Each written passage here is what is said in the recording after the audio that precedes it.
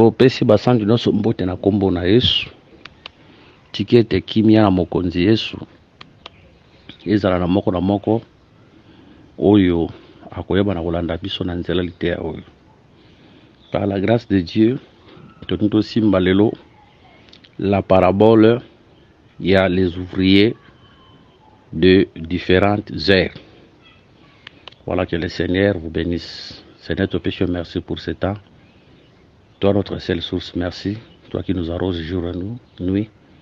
Tu es notre enseignant. Tu es notre enseignement. Tu es notre prédication. Tu es notre prédicateur.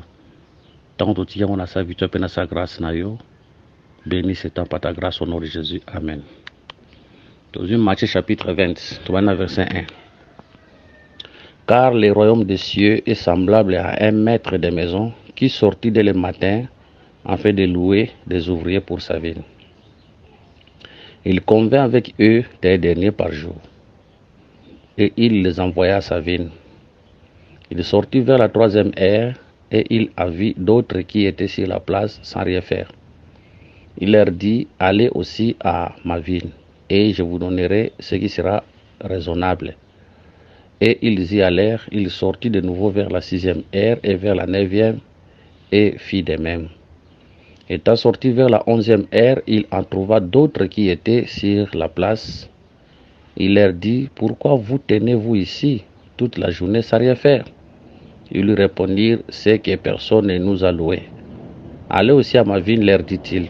Quand le soir fut venu, le maître de la vigne dit à son intendant, appelle les ouvriers et paye-leur le salaire en allant des derniers aux premiers. C'est de la 11e heure vers et réussir chacun et dernier. Les premiers vers ensuite croyaient recevoir davantage, mais ils réussirent aussi chacun et dernier.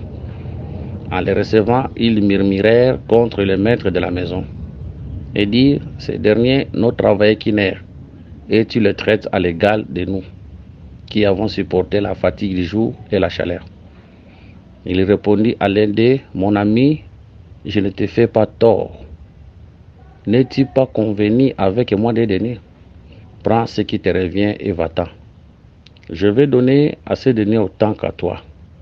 Ne m'est-il pas permis de faire de mon bien ce que je veux? Oui.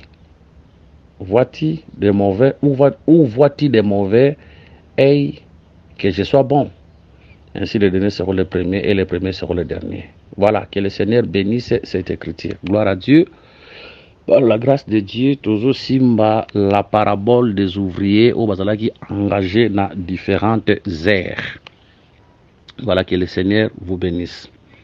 Un maître de la maison, dans ma version, un propriétaire, n'est-ce parole de vie. Abimaki, nanda kunaena tongo, pona kopona ba ouvrier, dans verset 2, balobi. Il convint avec un des derniers par jour et il les envoya à sa ville. Babissous dans verset 3, il sortit vers la 3e heure. Il en vit d'autres qui étaient sur place à rien faire. Il leur dit, allez aussi à ma ville. Voilà, c'est dans verset 5. Et ils allèrent, il sortit de nouveau vers la 6e heure et vers la 9e heure et fit de même.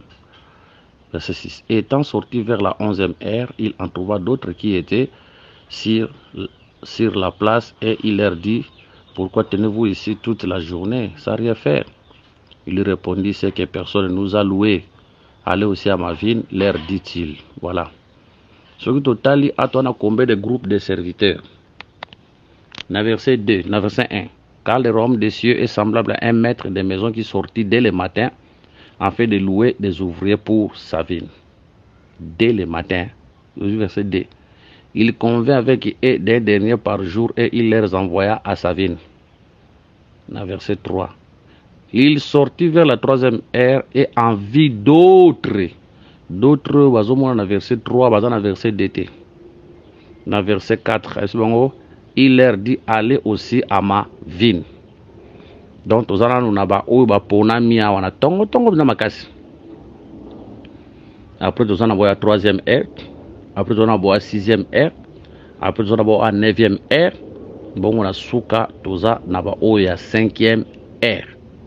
Hein? Il y a 40e R, il y a 11e R. C'est-à-dire qu'on a 5 groupes des ouvriers. Ah, on a 5 groupes des ouvriers. Voilà. Tolobi, que les propriétaires de la moisson, c'est Dieu lui-même. Le propriétaire de la moisson, Tolobi, est Nzambe Yemoko. Il est propriétaire de la moisson. Mkolo, moisson. Azobi Manatongo. C'est pour dire que plan où yazoya kwa kokisango na journée na tongo et bandi na tongo te c'était plan zaki na banda na butu. Banda na butu azali na un plan que tango mana tongo akwe bana ko exécuter yango. Yango to bi ke tongo za tango nzamba bondo tambola na batu. Tango nzamba bondo tambola na batu nde tongo. Voilà. Tango nzamba bondo tambola na batu nde tongo. Ne to ya ko lobake. La nuit, c'est l'éternité. C'est pour dire que ce que Dieu fait dans le temps, et ça, il a assez arrêté depuis l'éternité. C'est le quoi c'est pour naïe arrêter depuis l'éternité. Tant qu'il y a un temps, on a manifester. Oh, il y a déjà arrêté depuis l'éternité. Voilà. Que le Seigneur vous bénisse. Donc, avec des plans depuis l'éternité, la nuit, na tongo, on a exécuté. Quand il quitte l'éternité, il y a un kachabatsu. Voilà, que le Seigneur vous bénisse. Babitan waye akopona liboso ba serviteur moko buena tongo ba serviteur azopona s'il vous plaît baza avant ba serviteur ya 3e heure.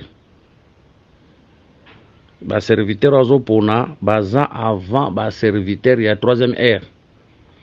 Yango to bi que ces serviteurs baza laki déjà na kata vine. Avant de servir la 3e heure, l'œuvre de Dieu est au bandana va servir la 3e heure. Ba eko kuta déjà va servir mon bazaki dans la katavine. Ba kuta va servir mon bazaki dans la katavine.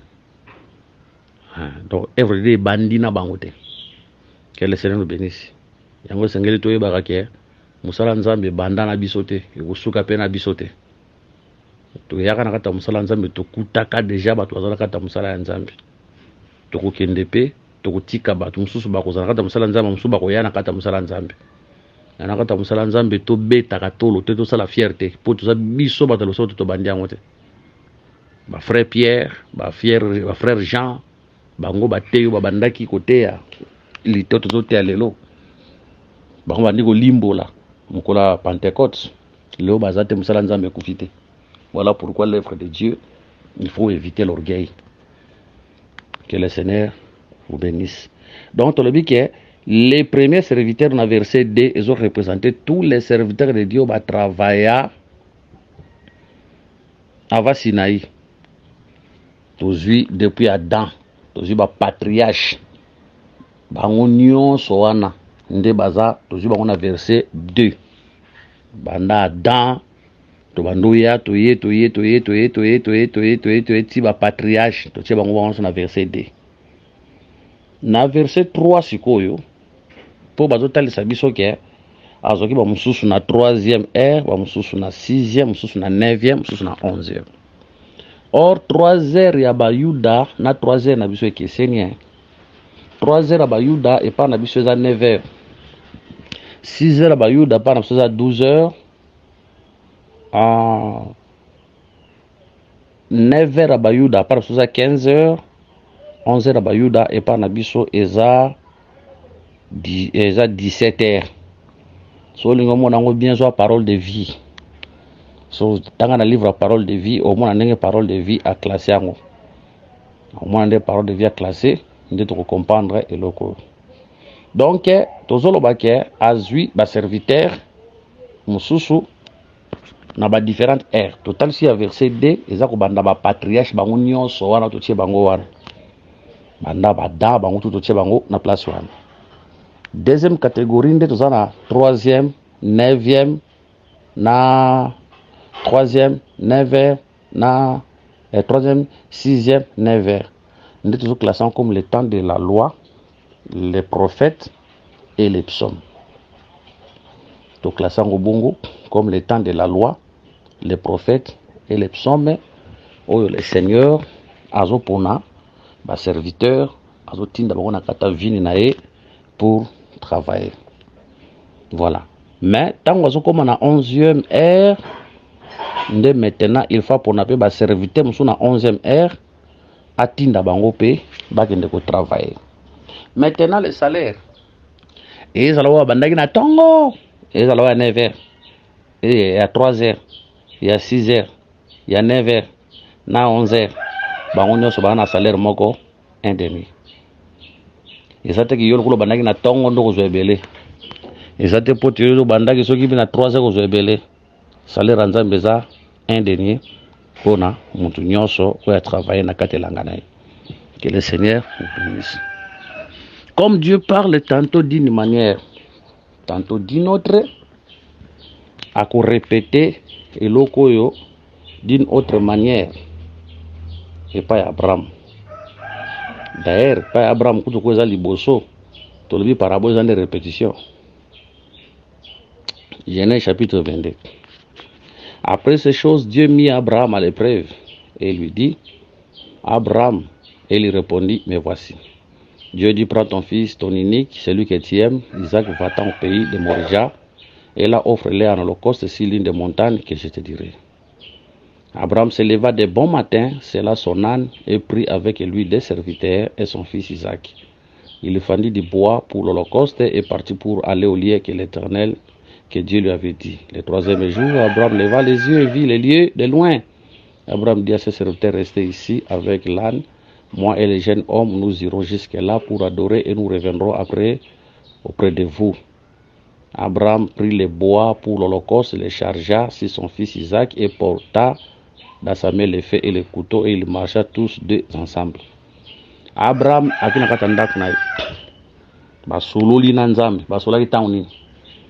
dans le verset 3, dit qu'Abraham se leva dès bon matin. C'est pour dire qu'il y a boutou. Donc, na boutou déjà Abraham a un plan, a un projet. Mais tant où tongo et tani Abraham a bandi marche. Na kati marche Abraham a zo banda ozwa deux serviteurs na ane na mwana na. Les deux serviteurs a otambo na mwana tongo, a otambo na bango le premier jour, deuxième jour. Maintenant comme le troisième jour, il faut tika les deux serviteurs. Azwa biloko les serviteurs ba memaki a memisa yango Isaac. Abraham a image ya Nzambe mo. Otango bandi marche na ye. Tozozwa les 2 jours comme les matins. Ah, tozwi les 2 jours comme les matins. Otango Nzamba bandi marche na ye. Soko tel na kata Bible na mukanda Jérémie. Alobi que je vous ai envoyé mes serviteurs dès le matin. Tozwi les 2 serviteurs où Abraham a otambola na bangwa wana premier na deuxième jour. Comme les serviteurs de Nzamba Nzamba zopona avant les ouvriers à 11e heure. Tozwi bango bongo les 2 serviteurs wanana ane comme les serviteurs de Dieu au Nzamba zopona avant les ouvriers à 11e heure. 11e heure nde tozomona tozo interpréter yango comme les 3e jour. Oyo sikoyo banzete il faut le pas serviteur et qu'il n'est pas à Isaac. Parce que quand on voit Isaac pour les serviteurs, les 2 serviteurs, ça rappelle comme les prophètes et les sacrificateurs, les serviteurs Nzambe à Tongo, comme aussi les sacerdoces lévitiques, parce que toujours un peu comme les sacerdoces lévitiques, les sacerdoces, mais tant que le monde a Isaac a kota, Isaac a représenté tous ses serviteurs, Isaac a représenté Pundawana. Donc Isaac est en comme le véritable anobis, c'est Jésus. Venez à moi, vous tous qui êtes fatigués, chargés, je vous donnerai du repos. En Isaac, nous voyons aussi des serviteurs. En Isaac, nous voyons des serviteurs. Et on te dit qu'Abraham a l'image et propriétaire et langa. Ces 2 serviteurs na an bazo talisa, tous les serviteurs au bayaki avant les ouvriers à 11 heures, à dernière heure. Isaac maintenant, yende tozomona pe comme ouvrier à 11e heure, donc na kati na eba to baza ebele. Na kati ya Isaac wana tomona ba serviteur ebele. Tozi sous exemple parce que Dieu parlait tantôt d'une manière ou d'une autre, Zambalo bakana ba manière rebelle. Tozi le sous écriture mususu toke na Genèse. Toi toujours na Genèse, verset chapitre 37. Jacob demeura dans le pays de Canaan où avait séjourné son père. Voici la postérité de Jacob. Joseph, âgé de 17 ans, faisait paître le troupeau avec ses frères. Cet enfant était auprès des fils de Bila et des fils de Zilpa, femme de son père, et Joseph rapportait à leur père leurs mauvais propos. Israël aimait Joseph plus que tous ses autres fils parce qu'il avait eu dans sa vieillesse. Il lui fit une tunique de plusieurs couleurs. Voilà, que le Seigneur vous bénisse. À tout le monde, Jacob. Nous allons parler de Jacob avant Joseph Abotama, il a 10 fils. Et puis, nous allons parler de Jacob, Azwaki, Joseph, na Tanin, na VS. Voilà. 18 verset 9. Il y a encore un autre songe et il racontera à ses frères. Il dit, j'ai eu encore un songe, et voici le soleil, la lune et 11 étoiles se prosternaient devant moi. Il le raconta à son père et à ses frères. Son père les réprimanda et lui dit, que signifie ce songe que tu as eu? Faut-il que nous venions, moi, ta mère et tes frères, nous prosterner en terre devant toi? Ses frères eurent l'envie contre lui, mais son père garda les souvenirs de ces choses. Voilà. Par rapport à Ndoto, papa a interprété que c'est lui le soleil, maman Nendeline, bande konende ba étoile par rapport à Ndoto.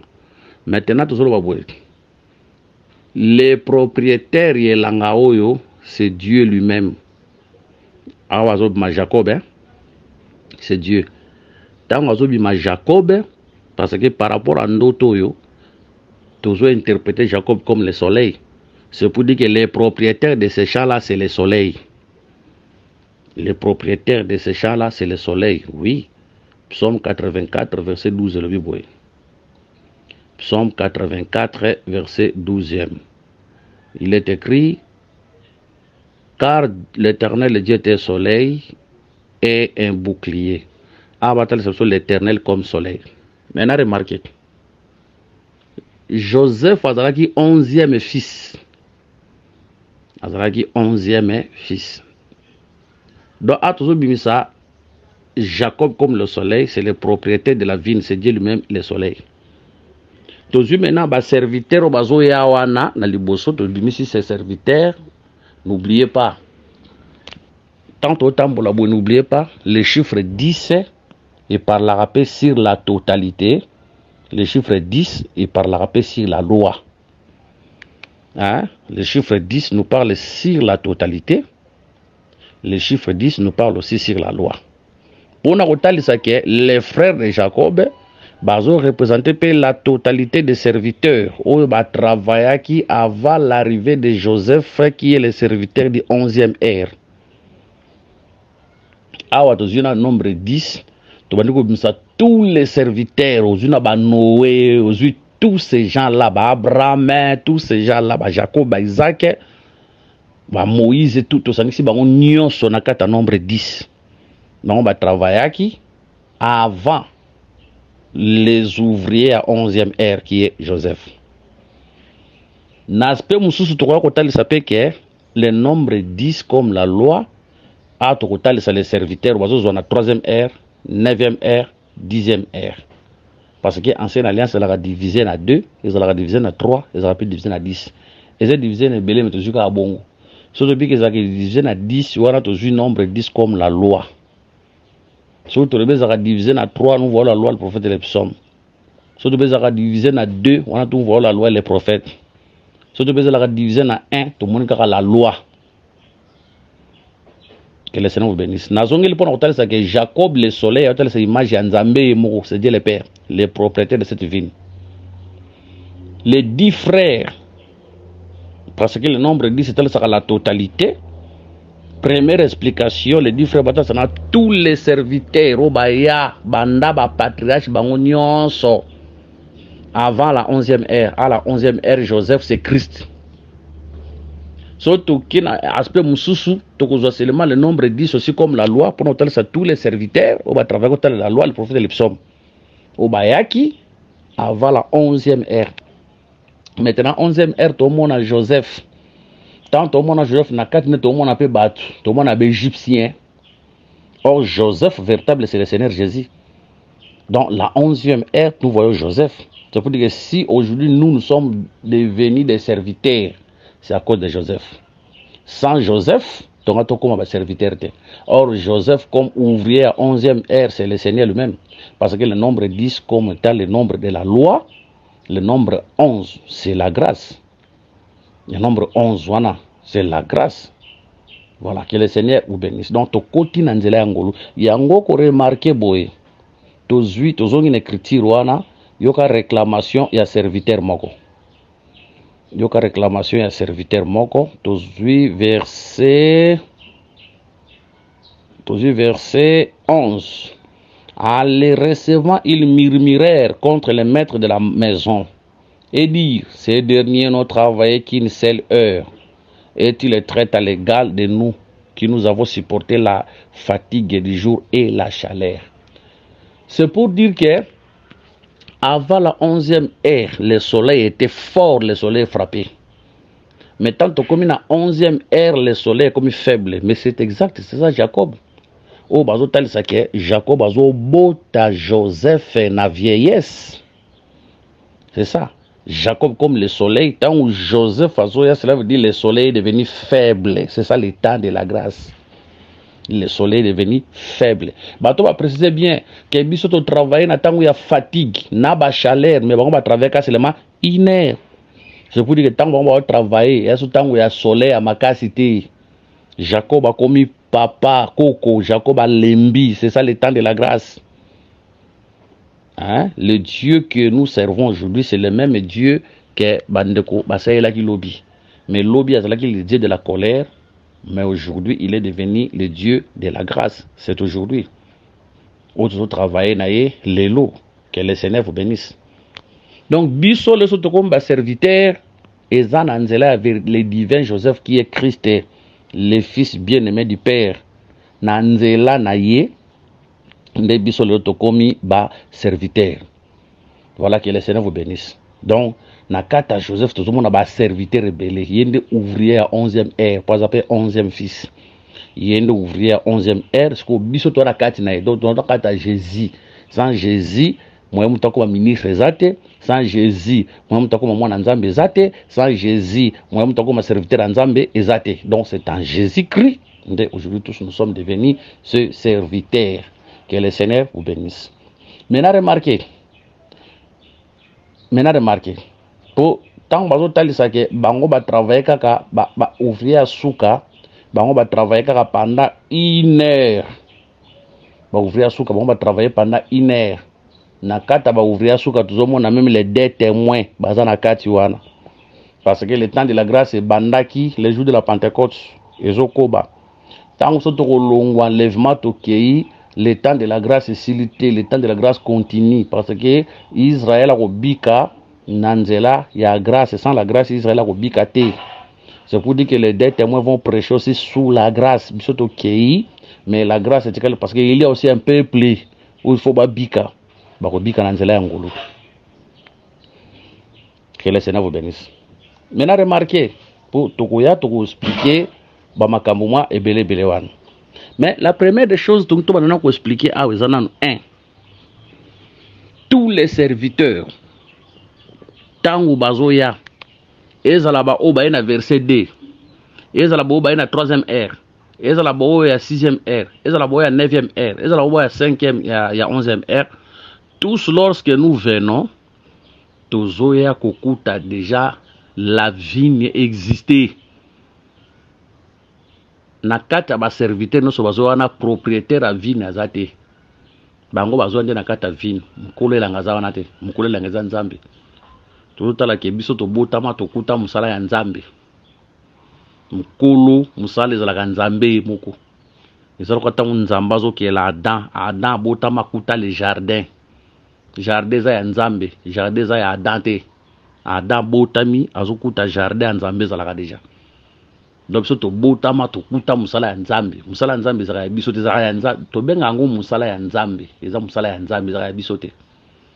Voilà pourquoi nous devons faire beaucoup trop d'attention à tout ce que nous faisons dans l'œuvre de Dieu pour te rendre compte. Parce qu'aujourd'hui, les serviteurs de Dieu, ils vont se permettre de n'importe quoi. Ils vont se permettre lingi. Ondre musalango ya ye. Ntasala makamndenga lingi. Ondre musalango eza ya ye. Foto ye banan ke musala eza biso te. Musala eza ya nzambe. Un jour te rendre compte na musala oyo tozo sala. Te rendre compte na yango. Yango il faut éviter le gay parce que cette œuvre que nous faisons ezala musala na biso te. Ezala musala nzambe. Un jour te rendre compte na musala oyo tozo sala. Dans tout ce que nous faisons, nous rendrons compte un jour devant le Seigneur. Vous voyez qu'on empoisonner, tu peux rendre compte. Vous voyez qu'on basia, tu peux rendre compte. Comme si musala nzambe, la bango, la pape, moroboye, rendre compte. Hein? Que le Seigneur vous bénisse. Voilà. Que le Seigneur vous bénisse. Maintenant, remarquez. Un, total sina nous que musala wana eza musala ya mutu te musala ya nzambe. Yango, le Seigneur a sa Pierre, et si c'est que je bâtirai de mon église. Alors, bah, on a été que ton église, Pierre, bah, mon église. L'église, elle a Yesu, elle a Moutoute. Voilà pourquoi nous devons savoir que dans tout ce que nous faisons, tu les cas un jour. À tout petit tolo, n'est aucune église de Otikango. Puis, ça a Moutoute, ça a Nzambe. Ils a Moutoute. Ata muta sali ba fier nengeni ne rotika yango oza éternellement te na sia mabele. Tu vas passer, l'œuvre va rester. Ata muta telemi na TV, c'est mon église. Oui, beta tolo ndeko zo beta tolo, tu partiras un jour. Mukolo kokende ba okamata te église ba koti yango na cimetière na kata libulu na yo e tikala. D'ailleurs kutu ba ozona no angara ngo to bâtiment ngo tonga ki ba koti na kata cercueil ndeni. Yango to tika na solo lendo totika ba orgeza ngatina wana moi si pas papa muntu fa beta nzo tolo zande nzambe nous allons laisser to yaka ne lokote na sia mabele to kende pe ne lokote na sia mabele nyona sepelaka na nzembo frère ayembaka kumo akoloba mabele zalise aye groupement akoloba mabele zalise aye mokolo aliwana ye batimoli libulu mukie libulu yango kokokana sena mola ya cercueil na ye ebele ya bisanga otikeli nani ye ebele ya mabele opesi na nani ye kolo ya mokili azali ye kolo ya mokili. Ah merci Jésus. C'est pour dire que l'œuvre de Dieu c'est l'œuvre de Dieu. Zalaka ya bisote zalaka ya nzambe. À côté ça qui biso ko côté ça pour travailler mais to yebaka un jour que to ko rendre compte na nyos to sala na kata musala ya nzambe.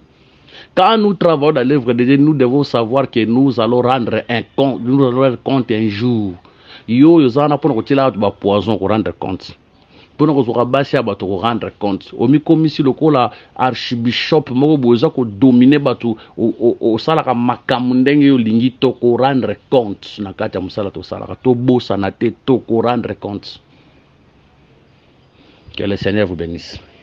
Ça c'est de 1. De 2. Tu as eu le choix. Tu as eu le choix.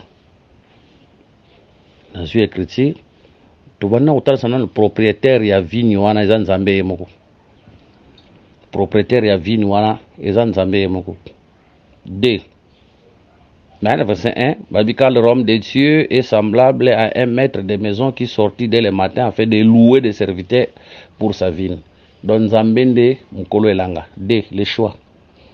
Pour louer Nzambende mutazo kotsa batu nakata musala na ye.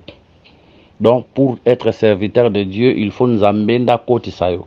Donc il y a ba débat inutile, ba polémique inutile. Mais ce qu'il faut to baboye. Ba serviteur ba ponami avant 11e heure. Na choya ba serviteur à 11e heure et keseni. Et keseni. Ba serviteur ba ponami avant 11e heure. Na ba serviteur ba ponami na 11h. Choix et keseni. Ba serviteur bazoya exemple avant 11e heure. Surtout aujourd'hui ba sacrificateur. Kuna to mona choix nzambe yemo muta permettra bongo selo dispensation wana. Exemple nzamba poni tribu moko ya Levi. choix ko sala maka na kata tribunal na bande ko ya famille wana papa soka kufi akotikela mwana wana ezalaka bongo selon dispensation wana. Mais comment il a fait aussi des prophètes. Mais kota choix ba prophète bandaki ko kipe makama famille moko te. Kota choix ba prophète ezalaki te ke tata soka kufi atikeli mwana. Donc c'est pour dire que tout total ça que les lots parce que quand le Saint-Esprit était venu, frère Paul Olobake, la loi est changé, les sacerdoces est changé, tout ça peut na changement de loi. Tout ça peut na changement de loi. Aujourd'hui, Hébreux chapitre 7 verset 12. Car les sacerdoces est changé, nécessairement aussi il y a un changement de loi. C'est pour dire que le choix de Dieu les lots. Et ça dépendre le sous ndenge zalaki une ancienne alliance que tribu moko ne faut pas travailler soit papa kufi atikeli mwana. Donc le choix de Dieu est sous ndenge zalaki une ancienne alliance était parce que les sacerdoces se changeaient mauvais copé changé. La loi change aujourd'hui, c'est le Saint-Esprit qui choisit. Même le lobby, c'était Dieu qui choisit, mais selon ndenge mauvais copé ça qui wana. Mais les lois changent makambo. Les lois changent makambo zo pona ndenge mususu. Il y a un temps où on a fait l'alliance au monde que ezalaki na ba prophète choix na bango banda ko dépendre na famille ni papa apesi mwana. Mais tandis que pas ba sacrificateur ba levi kuna choix ezalaki ya famille. Kuna ezalaki tata atiki mwana, papa kufa atiki mwana. To ntolo ba boye. Tozo ndima lelo, celui qui choisit c'est le Saint-Esprit. Aujourd'hui c'est le choix mtosalaka eza molimo santu. Eza batute. C'est le Saint-Esprit qui choisit. Topé sana nous écriture moko to mona na ntango bazotinda o ezalaki Paul na Barnabas na mission. Acte chapitre 13 verset 1. Il y avait dans l'église d'Antioche des prophètes et des docteurs, Barnabas, Siméon appelé Niger, Lucius de Cyrène, Manaën, qui avait été élevé avec Hérode, le tétrarque et Saul. Pendant qu'ils servaient les seigneurs dans leur ministère et qu'ils gênaient, le Saint-Esprit dit, mettez-moi à part Barnabas et Saul pour l'œuvre à laquelle je les ai appelés. Après avoir gêné et prié, ils leur imposèrent les mains et les laissèrent partir. Voilà. Barnabas et Saul envoyés par le Saint-Esprit, s'il vous plaît. Envoyé par le Saint-Esprit. Ici, c'est le Saint-Esprit qui parle. Mais Saint-Esprit a puni deux personnes. Aujourd'hui, le choix, c'est le Saint-Esprit. Aujourd'hui, le choix, c'est par le Saint-Esprit. Le choix, il a sous l'obité. Mais toutefois, nous croyons ceci. Toujours ainsi. Et cause à la paix, na kati ya famille, batu ba osala musala na kati ya ministère. Na kati ya famille biologique, batu baza exemple, na kati ya famille biologique ba ministre bazali. Tokoki ondima que grand frère aza ministre, petit frère pas un ministre. Ça peut arriver que grand frère a koufi, to petit frère a koufi, grand frère ndaza okamba, to petit frère ndaza okamba. Après wana le Saint-Esprit le bokamata soit grand frère to petit frère bochaye. Là ça dépend de Dieu. Ils allaient rappeler. Wana nzambi nda lobi botia wana to discuter te. Wana première possibilité. C'est pour qu'il y ait un frère à Koufi, un frère peut aussi les remplacer. Na kukamba musala soki muli musantu nda pesi ordre. Si premièrement il a le ministère, deux c'est le Saint-Esprit nda pesi ordre. Wana to discuter dangote. Wana première possibilité. Deuxième possibilité, un père peut mourir, moi n'a pas remplacé, nous disons aussi oui, la canine. Papa Zalaki ministre, moi n'a pas un ministère. Tant papa Koufi, moi n'a pas place, wana toko boya yangote, parce que c'est le Saint-Esprit qui l'a choisi. Ceux qui ne quoi le ministère, il peut monter. Ceux qui paient moi n'a un ministère et qui moulimu sont pessinze là, bachai, bakochai. Mais l'autre, ce que tu as boye zande ke, molimu santa lobie l'autre côté. Loko la papa Koufi azwa mwana a remplacer ye wana ndito boy pour wana komi boutique na bango li gabno na bango là ça n'a rien à voir avec les choses de Dieu. Et loko ndeto zo boya ki loko la ndeko Koufi exemple ndeko a remplacer ye là nous les refusons, ça n'a rien à voir avec les choses de Dieu. Et l'autre zobo ezande ke mobala kufi moi ça remplacer ye wana nde to boyi waza makambo nzambe te. D'ailleurs nous croyons que la femme n'a pas de ministère. Frère Paul Alobi, si quelqu'un croit qu'il est inspiré, qu'il croit que ce que j'ai dit c'était commandement du Seigneur, que le Seigneur Jésus-Christ vous bénisse.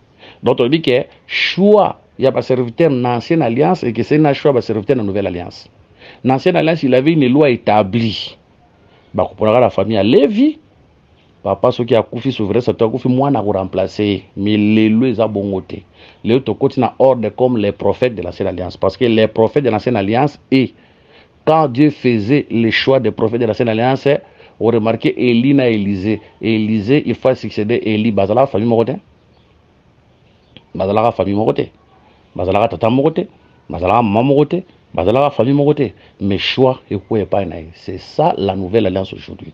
Aujourd'hui, le Saint-Esprit choisit qui il veut pour te musala nzambe kindele. Voilà pourquoi si batwali ke musala nzambe kende nandenge nzamba lingeli. D'ailleurs, le conducteur lui-même, avant sa mort, il faut abonder là, nzamba talisae, qui va rester dans l'œuvre de Dieu.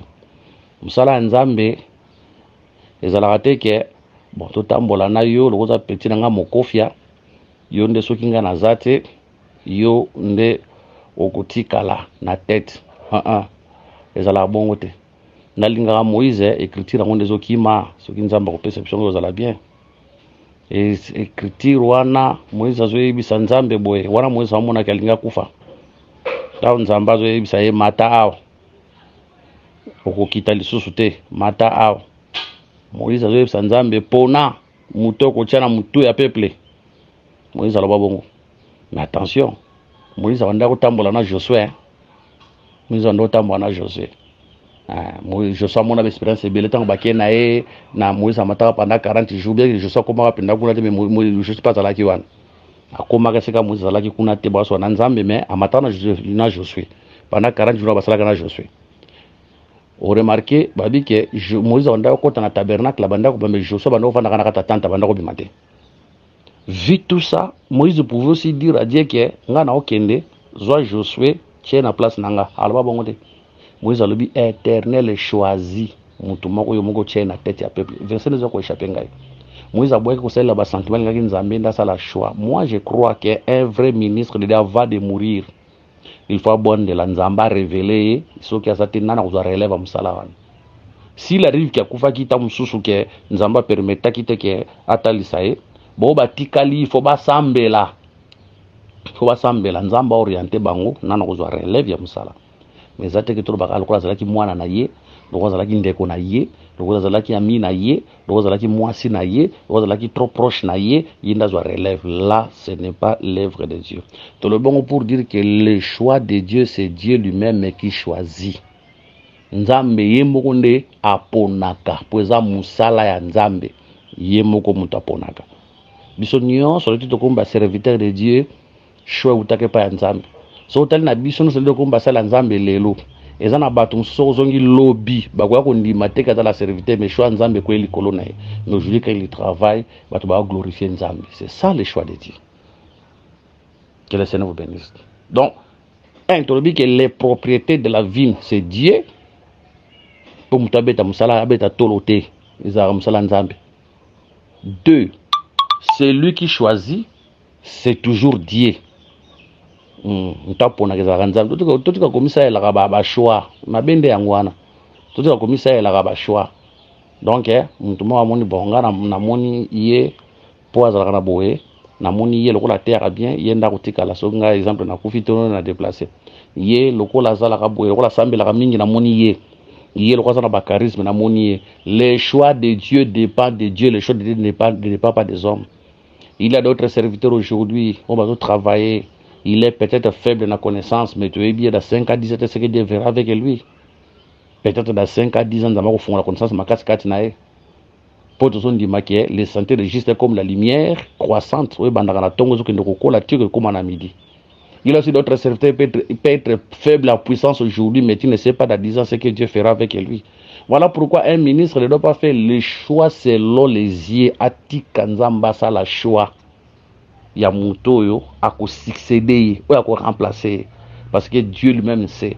Yangwana, l'église est belée, au moins un ministre a bandaki yango atambola ki na bien nangu ya nzambe église kendaki bien après ministre wana église etambola sous malamu te hein soit église qui kufieza sous te analoba église corps de Christ no ba assemblée locale etambola sous malamu te so bolandi bien choix muto a succédaki wana ezalaki non selon la volonté de Dieu mais c'était la volonté des hommes parce que Israël a kokota na terre promise parce que le choix de Josué n'était pas le choix de Moïse, c'était le choix de Dieu. Que le Seigneur vous bénisse. Que le Seigneur vous bénisse. Moïse a beaucoup fait le papa. Mais ce qui bâtit ministre succédé lokola un ministre nzamba poni parce que l'objectif de ya nzambe est que peuple a kota na Cana. Sur le plan spirituel, Cana c'est l'enlèvement. Objectif du ministre, c'est peuple a kota na enlèvement. Peuple a levé. Mais sur le plan doctrinal, boye, Cana a peu repos. Muto bala, muto musala, muto bota, muto voyager. Voilà, c'est sur le plan doctrinal. C'est pour dire que quand un ministre de Dieu monte sur la chair, c'est le royaume des cieux. Il y a c'est le royaume des cieux. 2, peuple paix, azala paix, na vie, yamalam. Voilà que le Seigneur vous bénisse. Donc, tu vous mets ici le choix. 3. Troisième point. Je crois que Kanan wana lelo bongo prochainement par la grâce de Dieu. Tu vois aussi le Seigneur. Aujourd'hui, Matthieu chapitre 20. Matthieu chapitre 20. Car le royaume des cieux est semblable à un maître de maison qui sortit dès le matin afin de louer des ouvriers pour sa vigne. Voilà. Awa le Seigneur azuzwa batu. Azucha bona kata musala na ye pour na vigne. Basa musala kata vigne. Basa musala kata vigne. Mes frères et sœurs, le Seigneur nous avait choisi à Chebson kata vigne. N'oubliez pas vigne. Les a produit oyo et bimisaka mbuma. Mbuma nango soki mutali yango ezalaka elenge. Mais yoka oyo juge alobi juge chapitre 9. Juge chapitre 9 toyebi yango apologie de Jotam. Tobani na verset 8. Les arbres partirent pour aller oindre un roi et le mettre à la tête. Ils dirent à Olivier règne sur nous. Mais l'Olivier répondit, renoncerai-je à mon huile qui m'assure les hommages de Dieu et les hommes pour aller planer sur les arbres? Et les arbres dirent au figuier, viens, toi règne sur nous. Mais le figuier leur répondit, renoncerai-je à ma douceur et à mon excellent fruit pour aller planer sur les arbres? Verset 12. Et les arbres dirent à la vigne, viens, toi règne sur nous. Mais la vigne leur répondit, renoncerai-je à mon vin qui réjouit Dieu et les hommes pour aller planer sur les arbres? Tu comprends que vigne, par là aussi la réjouissance. Tant tout le monde a vigne, tout le monde a la réjouissance. Je crois, et l'okoyo, ezal sous répété, Psaume 104, hein? Je crois, ezal répété, Psaume chapitre 104, verset 15. Les vins qui réjouissent les cœurs de l'homme.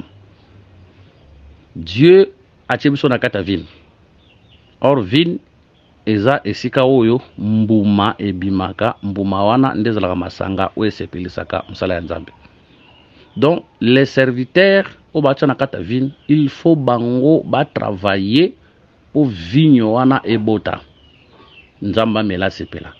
Et loko na libusu photo ye bana ntango Nzamba tshebisa na kata mosala ndeza poto sepelisa Nzambe. Poto sepelisa nde batute. Nzamba tshebisa na kata œuvre nene poto sepelisa Nzambe. Ya te tukuma osala ba mateya moko ya par complaisance tukuma osala mateya pona kote le Seigneur a tshebisa na kata œuvre pona ko sepelisa ye mais pona ko sepelisa mutu te pona ko sepelisa biso moko te pona ko sepelisa Nzambe nasala musala Nzambe te po ngai nde na to sepeleza la bongo te nasala musala Nzambe te po batu balingeza la bongo te. Le Seigneur nous a mis dans l'œuvre de Dieu pour réjouir son cœur. Tout ça la makambo pona komi sepelisa te ponga ndela lingina te ya boye ponga ndela lingina sala boye te. Tout ça la makambo pona ko sepelisa nzoto na biso te. Tout ça la makambo te pona ko sepelisa batu po bazoyo kango ba sepela te. Tout ça la makambo ponza mba sepela. Hein? Faisons l'œuvre de Dieu pour réjouir Dieu, non pas biso moko. Pour ça na mutu muso tel ité na cher ate pas sepelisa moi si na ye. Pour moi, c'est un exemple, ajoute possible sorti banana, ajoute sorti possible sa famille nae, ajoute sorti possible sa mundimi moko na kata église. Donc mundimi moko ya ko ebisa le kamoko boedo amati na chera salilité en base à likambo ba ebisa ki non, un prédicateur de Dieu prêche non pour na ko sepelisa batu. Un prédicateur prêche pour réjouir les cœurs de Dieu. Parce que la chair, c'est le lieu de l'édification. Chair, eza place à qu'est-ce que je dirais? Chair, eza, je dirais, chair, eza place à kozong sa ma belle likolo ya mabete. Parce que ça la kinga boenga na kozong c'est la chair. Non, la chair, c'est le lieu de l'édification. Lorsque nous montons sur la chair, c'est pour la perfection du peuple. C'est pour édifier le peuple. Mais comme à niveau, nous devons le faire pour la gloire de Dieu, pour nous s'appeler Sanzambe. Donc la première des choses, c'est pour réjouir Dieu. Mais le Seigneur, pour travailler, pour porter les fruits. Nous sommes là dans la vigne du Seigneur pour travailler. Nous sommes dans la vigne du Seigneur, c'est pour travailler.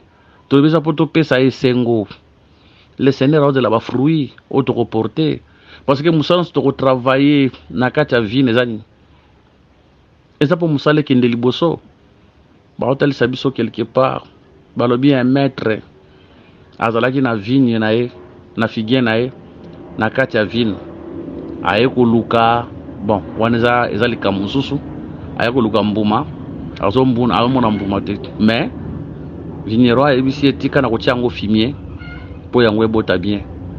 Donc musala ya ba ouvrier za ke ba entretenir banzeta vigno pour banzeta vigno sanini ebota bien. Que le Seigneur nous bénisse. Tant que vous avez banzeta vigno comme le peuple, c'est pour dire que un ministre a le travail musala na ezali que nzete bota malamu. Nzete porter ba fruit. Mutabanda ko gérer ta ko gêner. Mutabanda ko banga nzambe tabanda ko banga nzambe mutabanda ko tika lisumu tatika lisumu muta porter ba fruit o ko sepelisa nzambe parce que nzambe aza aliambuma il est le consommateur de notre foi. Donc musala ya ministre zake banzete bota malamu nzamba mona mbuma. Je prends les arbres comme des frères, comme des sœurs, comme le peuple. Un ministre a le rôle d'entretenir le peuple de Dieu babota malamu. C'est alors que le Seigneur va nous bénir. Mes frères et sœurs, nakati elanga nakata vin, tokobenda na terre, tous nous sommes des serviteurs d'un seul maître. Yé mutako futa biso. Yende mutaponi biso. Yende mutako futa biso. Donc, nzambende mutako futa. Donc, nous ne sommes pas là pour nous benda naka. Nous ne sommes pas là pour nous bundaka. Mais nous sommes là pour l'édification des peuples. Nous sommes là pour travailler. Maintenant, nous avons un aspect général. Ils sont là serviteurs, ils sont là fidèles, tous comme des serviteurs de Dieu. Nous sommes là pour nous séparer sa motema ya nzambe. Tous en ate pour tout mi séparer ça. Voilà, que le Seigneur vous bénisse. Donc, répondre totalement nous les propriétaires yelanga, le choix, le rôle to bitu ya juli ba serviteur, ben bana ko travailler. Voilà, que le Seigneur Jésus-Christ vous bénisse prochainement. Nous devons nous ça, les ouvriers à dernière heure. Total ça les ouvriers à dernière heure. Total ça peut salaire à un dernier. Total ça ndenge nzamba zo futa ko banda na bata suka ko era bata liboso. Voilà, que le Seigneur Jésus-Christ vous bénisse et priez pour nous. Prochainement, toko baga na parabole, il y a les ouvriers loués dans de différentes heures. On a posé le sambo na bino bon de la pona biso. S'il y a une question, le numéro de contact est allé, plus 243 99 88 77 333 plus 243 84 22 64 114 paix en Christ. Tout prochainement dans les paraboles de notre Seigneur Jésus-Christ. Que le Seigneur Jésus-Christ vous bénisse.